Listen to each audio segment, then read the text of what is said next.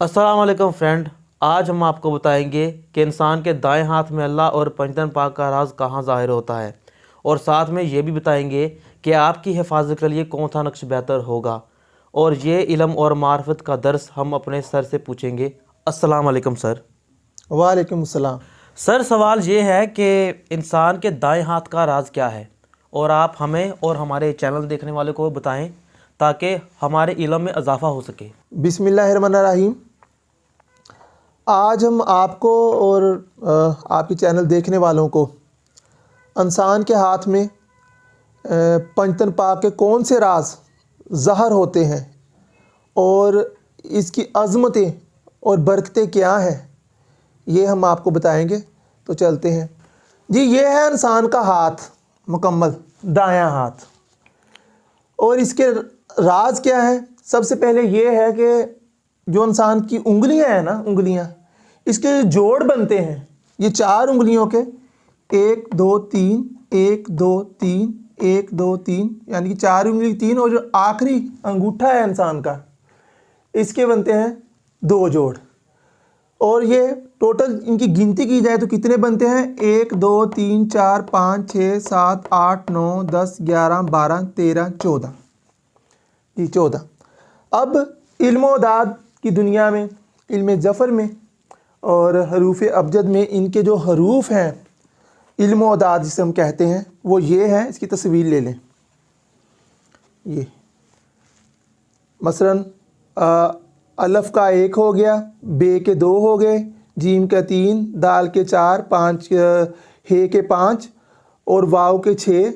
इस तरह ये सारे जो हरूफ हैं, इनके अदाद नीचे लिखे हुए हैं, और इनके ज़रिए हम अपने नामों के अदाद निकालते हैं। जैसे 786 बिस्मिल्लाह के अदाद हैं, और ये हम आपको समझाएंगे कि इनका इंसान के हाथ में कौन से राज है पंजतन पाक के, वो हम आपको बताते हैं जी। जैसे हमने बताया कि अभी आपको दिखाया कि हरूफ के अदाद कैसे निकाले जाते हैं, इसी तरह ही अल्लाह का जो नाम है, अल्लाह का नाम जो है इसम, उसके हम अदाद निकालें तो वो बनते हैं 14। अलफ़ का 1, लाम के 30, फिर लाम के 30, 61 हो गए, और 61 के बाद फिर जो हे है उसके 5, 66 हो गए, फिर ऊपर 2 खड़े अलफ़, उनके एक एक मिलाएं तो बनता है 68।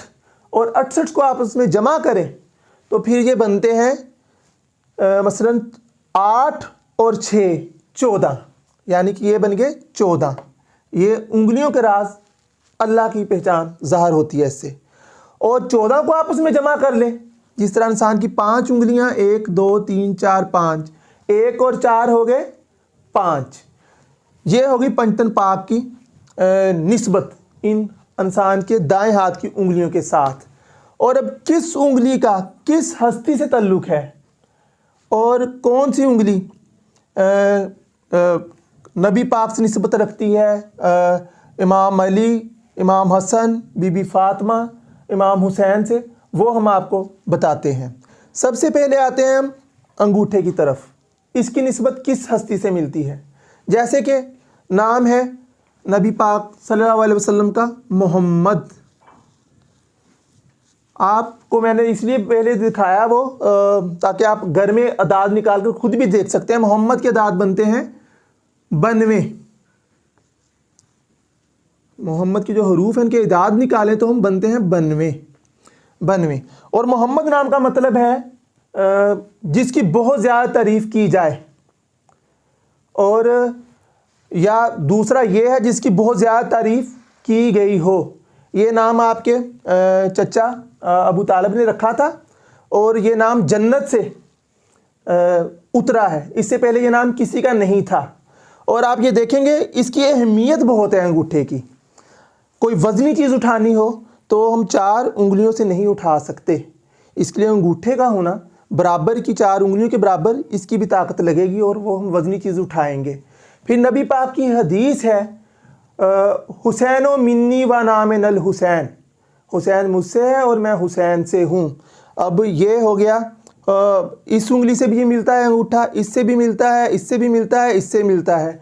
मसलन ये हसन मुझसे है और मैं हसन से हूँ, अली मुझसे है, मैं अली से हूँ, हुसैन मुझसे है, मैं हुसैन से हूँ, फ़ातिमा मुझसे है और मैं फ़ातिमा से हूँ। ये हो गया अंगूठे का राज। और इस बनवे को हम लिखेंगे अंगूठे में इस तरह से, 9 को ऊपर लिखा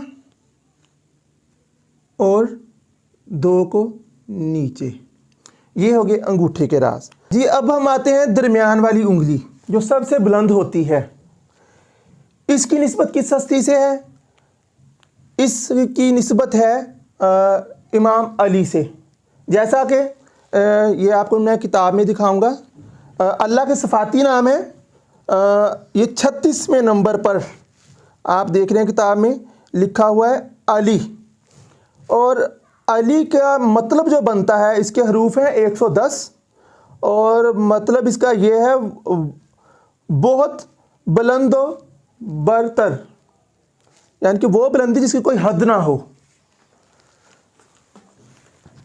और ये उंगली सबसे बुलंद है, इसलिए इसकी निस्बत हमारी है इमाम अली से। और इसके हरूफ हम किस तरह लिखेंगे?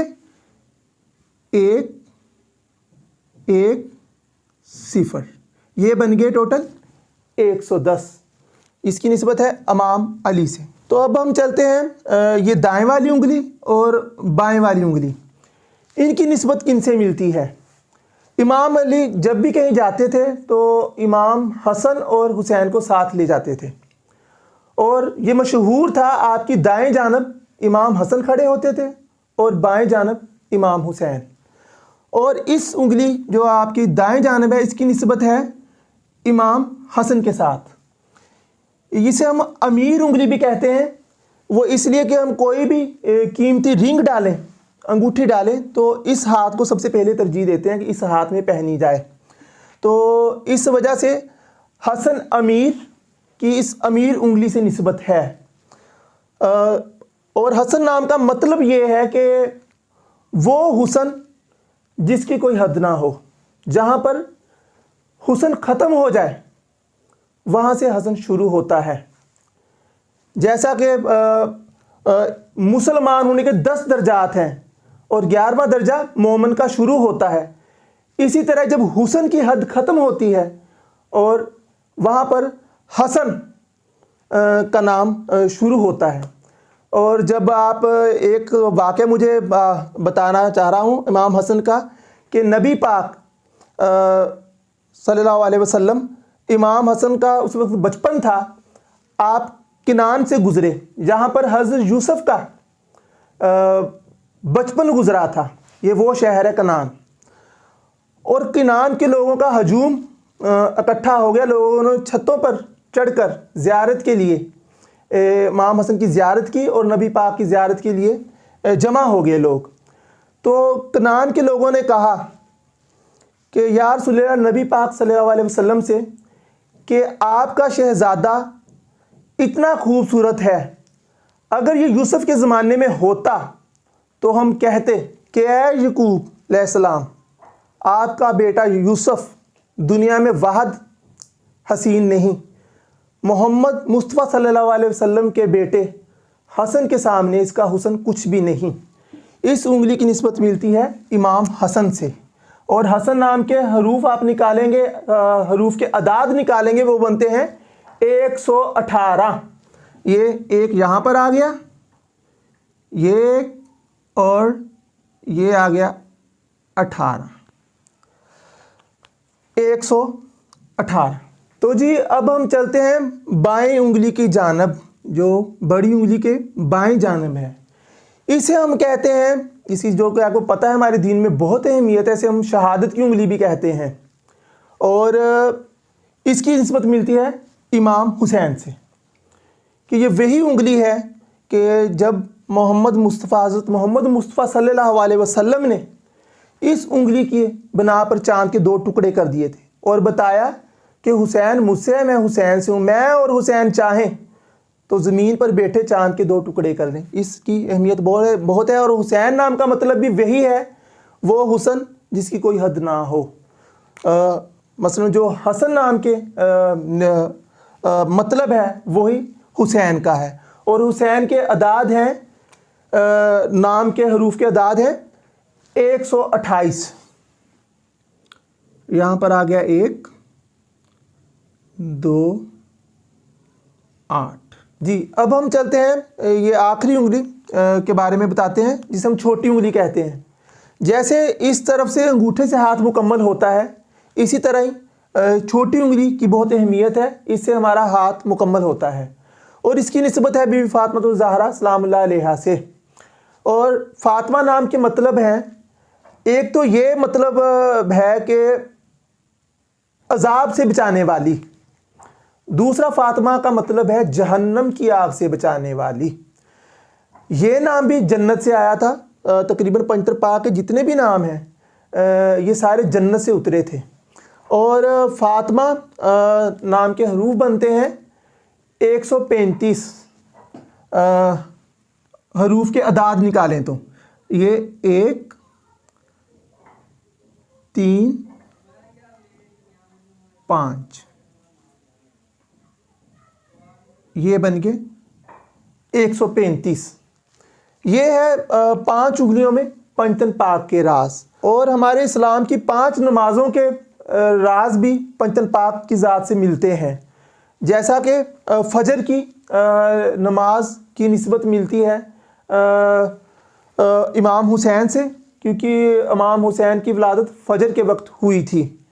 और इमाम हसन का निस्बत मिलती है ज़ोहर के वक्त, कि बीबी आयशा रज़ी ताला अन्हा बताती हैं कि मैं बीबी फातिमा के बारे में सवाल हुआ कि आप बताएं कि बीबी फातिमा की अज़मत क्या है। तो बीबी आयशा उम्मुल मोमिनीन फरमाती हैं कि मैं उस बीबी की शान में क्या अज़मत बयान करूं कि मैं जब गई तो बीबी ज़ोहर पढ़ रही थी, हसन आए और बीबी असर शुरू कर रही थी। और इमाम हसन की विलादत ज़ोहर के वक्त हुई, इसलिए ज़ोहर की नमाज की निस्बत मिलती है इमाम हसन से। और इसी तरह ही मगरिब की जो नमाज है उसकी निस्बत है बीबी फातिमा से, क्योंकि इसका टाइम बहुत सा मुख्तसर सा होता है कि मगरिब और ईशा का दरमियान बहुत कुछ मिनट का होता है और फिर ये वक्त चला जाता है। इसलिए इस छोटी उंगली की निस्बत और बीबी फातिमा सलामुल्लाह अलैहा की निस्बत मिलती है मगरिब से। और नबी पाक की निस्बत मिलती है असर के साथ, क्योंकि इमाम हसन के साथ काफ़ी ज़्यादा लगाव था, इसलिए दोनों नमाज़ों को करीब करीब रखा, ज़ोहर के बाद असर। और इमाम अली की निस्बत मिलती है ईशा के साथ, नमाज ईशा के साथ, कि इमाम अली फरमाते हैं कि ए सितारो गवाह रहना। ये अपने आखिरी जो रमज़ान में जब आपकी शहादत थी, आखिरी अल्फाज आपके ये थे आपकी मसलन शहादत से पहले कि ए सितारो गवाह रहना, तुमने कभी मुझे आराम करते नहीं देखा, रात को सोते हुए नहीं देखा। तो इसकी निस्बत मिलती है इमाम अली की नमाज ईशा के साथ। तो जी चलते हैं अब हम हथेली की तरफ, जो हाथ की हथेली होती है। हाथ की हथेली में आपको हर हाथ में जो लिखा होता है वाज़िया 18 लिखा होता है, मसलन 1 और 8 अरबी में इसी तरह ही 18 लिखा जाता है। ये आप देख लें, मेरे हाथ में भी लिखा हुआ है, आपके हाथ में भी लिखा होगा। 18 का राज क्या है, ये किस नक्श से मिलता है, अब हम आपको नक्श बताएंगे जिसमें 18 का राज ज़ाहिर होता है। जी ये है 15 का नक्श। जैसे मैंने आपको पिछली वीडियोस में 34 के नक्श के बारे में बताया था कि आप कहीं से भी करें 34 जवाब आएगा, इसी तरह ही ये 15 का नक्श भी अपने अंदर एक मौज़ा है। मसलन इसके 9 ही खाने हैं और 9 तक ही गिनती होगी, और 10 आपको यहाँ पर कहीं भी नज़र नहीं आएगा, और आपका हिसाब इसका कहीं से भी करेंगे तो 15 ही आएगा। जैसा कि ये 6 5 4 15, इधर से 7 5 13 और 2 15। मतलब ये हुआ कि आप कहीं से भी करें इसका 15 ही आएगा। और 15 को 3 से ज़रब दें, 15, 30, 45। 45 को आपस में जमा कर लें तो ये बनता है 45, 4 और 5, ये बन गए 9। और इसी तरह ही जो हमारा हाथ है इसमें है 18, जैसे मैंने आपको दिखाया था, 8 और 1, 9। इसी तरह 45 को आपस में जमा करें तो ये बनता है 4 और 5, 9। और 18 का हथेली का राज इस नक्श से ज़ाहिर होता है। इस नक्श की हमारे दीन में बहुत अहमियत है और इसमें कुरान के राज भी हैं, पंचतन पाक के राज भी हैं। और ये मैंने मुख्तलिफ लोगों को ये बताते हुए देखा है कि कुछ लोग कहते हैं कि नज़र बद के लिए इसे जला सकते हैं, ये कबीरा गुनाह है। या तो उन्हें पता नहीं है इसकी अज़मत, क्योंकि हमारी जद को और मुझे तो इसका एहतराम पता है, तो इसको जलाना हरगिज़ ना जलाएं। अगर कोई आपको इस तरह की हिदायत करता भी है तो उसे मना करें कि ये नक्श की बहुत अज़मत है, इसमें कुरान के राज हैं, अल्लाह ताला की ज़ात के राज हैं और सारी कायनात 9 में सिमटी हुई है, और इसे जलाने से मना करें। और ये हुआ हमारा नक्श तैयार मुकम्मल आपकी हिफाजत के लिए। और ये इस तरह हो जाएगा। इसको आप बंद करके चांदी में, रैक्सीन में, जिसमें आपका दिल करे, बस चमड़े में ना हो, इसको आप अपने गले में डालें और आपकी हर तरह ये हिफाजत करेगा। अगर आपको इसकी मार्फत हो जाए, जो कि मैंने आपको इतना कुछ बताया है, आप आग में भी जाएं तो आग ठंडी हो जाएगी। अगर आपकी कश्ती डूब रही हो, वो आपको डूबने नहीं देगा पानी। ये है इस तवीज़ की हिफाजत। इसलिए ये अपनी हिफाजत के लिए आपका एक नक्श है जो हमने आपको बताया। और आखिर में मैं ये कहता चलूँगा कि ये हमारा जो आज का हमने एक पूरी वीडियो बनाई, इसको मुसलमान तो समझ ही चुके होंगे, और जो बाकी मज़ाहिब हैं, हिंदू हैं, ईसाई हैं, वो भी इसको काफ़ी तवज्जो गौर व फिक्र के साथ सुने और हक़ को पहचाने। जी चलते हैं, खुदा हाफिज़। दोस्तों उम्मीद है आपको ये वीडियो अच्छी लगी है। अगर आपको ये वीडियो अच्छी लगी तो हमारे चैनल को सब्सक्राइब करें और मिलते हैं ऐसी नेक्स्ट वीडियो में। तब तक के लिए अल्लाह हाफिज़।